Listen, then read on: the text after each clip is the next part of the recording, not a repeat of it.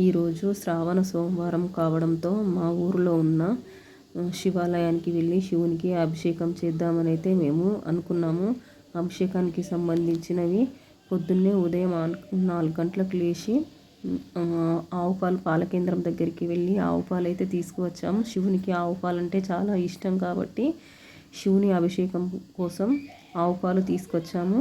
తర్వాత మేము అభిషేకానికి సంబంధించిన తేనె పాలు, పత్రి అవన్నీ సర్దుకొని మా ఊర్లో ఉన్న శివాలయం దగ్గరికి అయితే బయలుదేరాము. శివాలయం దగ్గరలో చాలామంది ఉన్నారు. సోమవారం కావడంతో చాలా పబ్లిక్ ఉన్నారు.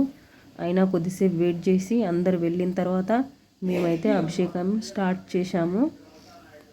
అభిషేకానికి సంబంధించిన పాలు, నెయ్యి, తేనె, పెరుగు, చక్కెర, కుంకుమ, పసుపు, అక్షంతలు ఇవన్నీ అయితే తీసుకొని అభిషేకం అయితే పూర్తి చేశాము. నేను ఇంటి దగ్గరనే సిరా చేసుకొని వెళ్ళాను. స్వీట్ అది కూడా దేవునికి సమర్పించాము. సమర్పించిన తర్వాత కొంచెం పబ్లిక్ అయితే రావడం స్టార్ట్ చేశారు. మేము తొందరగా ముగించుకున్నాము. అలా దేవుడికి వస్త్రం, ధూప, దీప నైవేద్యాలు అన్నీ సమర్పించాము. దేవుడికి సమర్పించిన తర్వాత మాకు శివునికి అభిషేకం చేయడం చాలా సంతోషంగా అనిపించింది. ఎందుకంటే సోమవారం నాడు శివునికి అభిషేకం చేస్తే మనం అనుకున్న కోరికలు తీరుతాయని చెప్తారు. అలాగే మాకు కూడా అభిషేకం చేసినప్పుడు మాకు శివుని అభిషేకం చేస్తే చాలా మంచిగా అనిపిస్తుంది, చాలా సంతోషం అనిపిస్తుంది.